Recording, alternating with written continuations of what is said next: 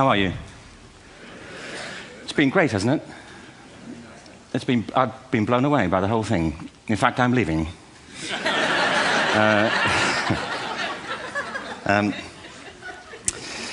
have been three themes, haven't there, running through the conference, which are relevant to what I want to talk about. One is the extraordinary evidence of human creativity in all of the presentations that we've had and in all the people here. Just the variety of it and the range of it. The second is that it's put us in a place where we have no idea what's going to happen in terms of the future. No idea how this may play out. I have an interest in education. Actually, what I find is everybody has an interest in education. Don't you? I find this very interesting. If you're at a dinner party and you say you work in education, actually, you're not often at dinner parties, frankly, if you work in education, you're not asked, and you're never asked back, curiously. That's I think it strikes me. But if you are, and you say to somebody, they say, what do you do? And you say, you work in education, you can see the blood run from their face. They think, oh my God, why me? It's my one night out all week.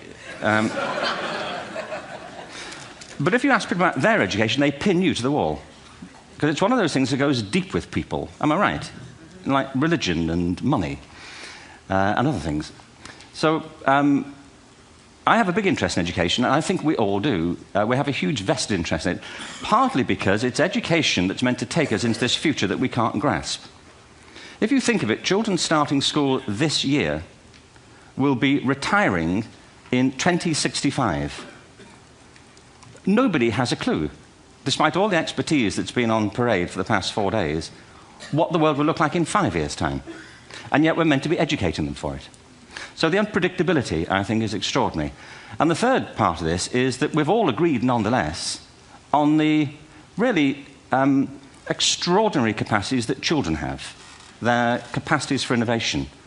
I mean, Serena last night was a marvel, wasn't she? Just seeing what she could do. And she's exceptional, but I think she's not, so to speak, exceptional in the whole of childhood. What you have there is a person of extraordinary dedication who found a talent. And my contention is all kids have tremendous talents, and we squander them pretty ruthlessly. So I want to talk about education, and I want to talk about creativity.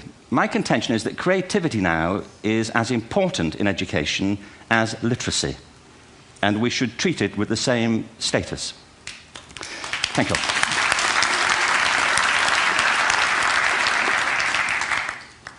That was it, by the way. Thank you very much. So, 15 minutes left. Well, I was born... No, I had a great story recently, I love telling it, of a little girl who was in a drawing lesson. She was 6, and she was at the back drawing, and the teacher said this little girl hardly ever paid attention. And in this drawing lesson, she did. And the teacher was fascinated. She went over to her and she said, "What are you drawing?" And the girl said, "I'm drawing a picture of God." And the teacher said, "But nobody knows what God looks like." And the girl said, "They will in a minute."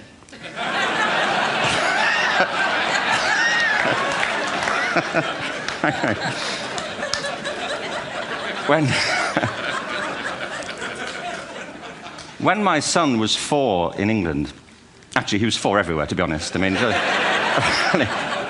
if we're being strict about it, wherever he went, he was 4 that year. But he was in the Nativity play. Do you remember the story?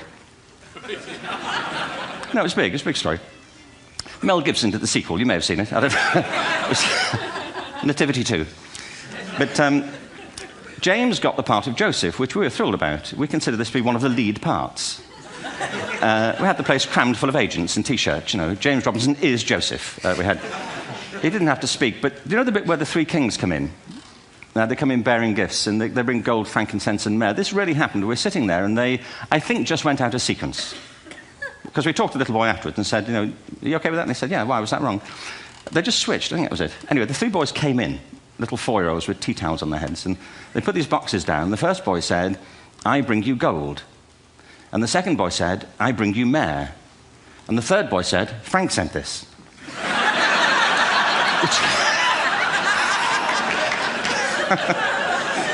performance trained.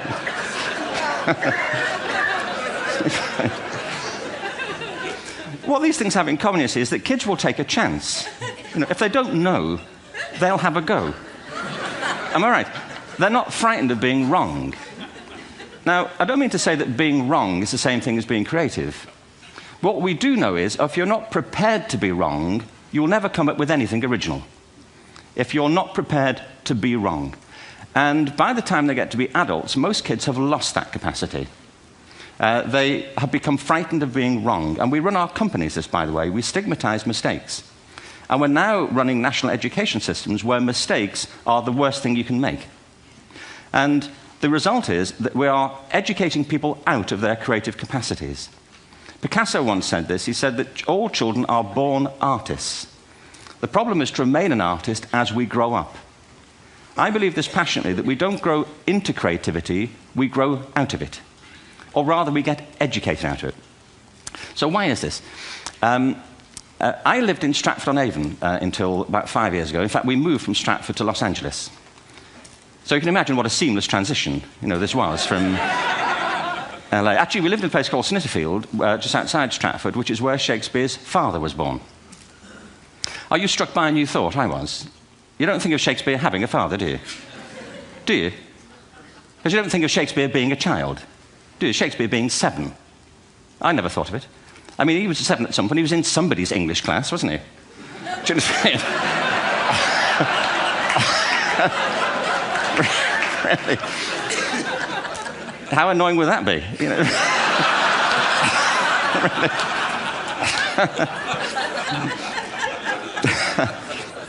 Must try harder.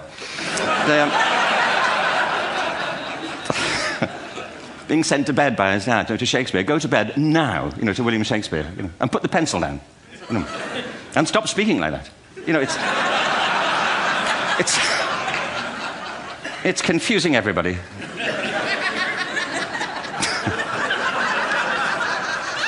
Anyway,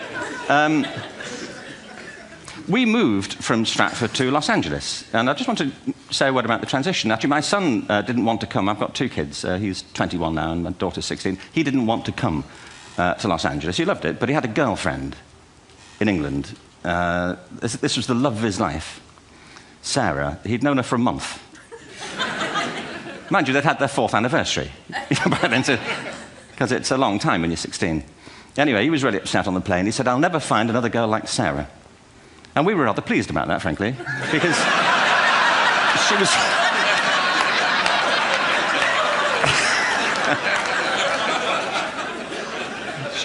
she was the main reason we were leaving the country.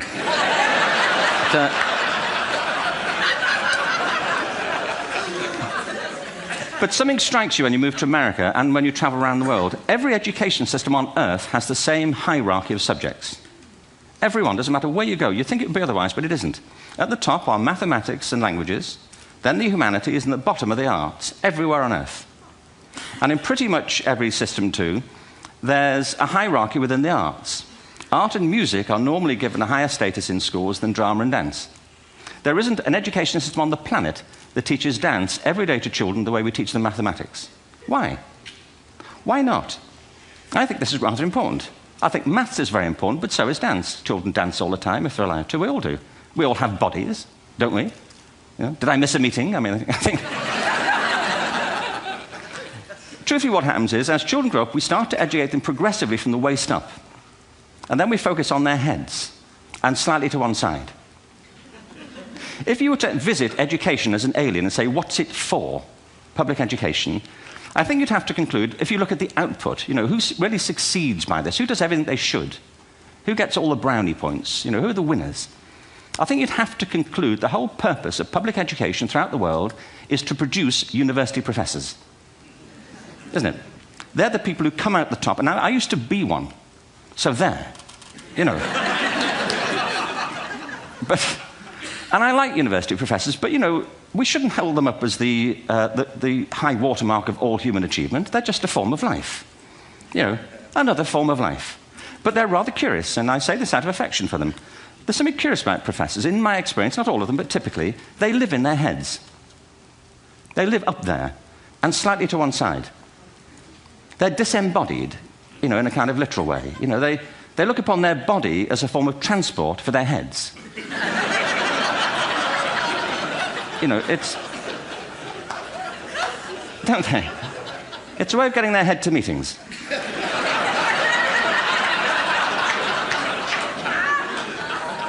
If you want real evidence of out-of-body experiences, by the way, get yourself along to a residential conference for senior academics and pop into the discotheque on the final night. And there you will see it, grown men and women writhing uncontrollably off the beat, waiting to end so they can go home and write a paper about it. Now, our education system is predicated on the idea of academic ability. And there's a reason. The whole system was invented around the world. There were no public systems of education really before the 19th century. They all came into being to meet the needs of industrialism. So the hierarchy is rooted on two ideas. Number one, that the most useful subjects for work are at the top. So you were probably steered benignly away from things at school when you were a kid, things you liked, on the grounds you would never get a job doing that. Is that right? Don't do music, you're not going to be a musician. Don't do art, you won't be an artist. Benign advice, now profoundly mistaken. The whole world is engulfed in a revolution. And the second is academic ability, which has really come to dominate our view of intelligence because the universities designed the system in their image. If you think of it, the whole system of public education around the world is a protracted process of university entrance. And the consequence is that many highly talented, brilliant, creative people think they're not, because the thing they were good at school wasn't valued or was actually stigmatized. And I think we can't afford to go on that way. In the next 30 years, according to UNESCO, more people worldwide will be graduating through education than since the beginning of history. More people. And it's the combination of all the things we've talked about, technology and its transformational effect on work, and demography and the huge explosion in population. Suddenly, degrees aren't worth anything. Isn't that true? When I was a student, if you had a degree, you had a job. If you didn't have a job, it's because you didn't want one. And I didn't want one, frankly. So, but now, kids with degrees are often heading home to carry on playing video games because you need an MA, where the previous job required a BA, and now you need a PhD for the other. It's a process of academic inflation, and it indicates the whole structure of education is shifting beneath our feet. We need to radically rethink our view of intelligence. We know three things about intelligence. One, it's diverse. We think about the world in all the ways that we experience it. We think visually, we think in sound, we think kinesthetically, we think in abstract terms, we think in movement. Secondly, intelligence is dynamic. If you look at the interactions of a human brain, as we heard yesterday from a number of presentations, intelligence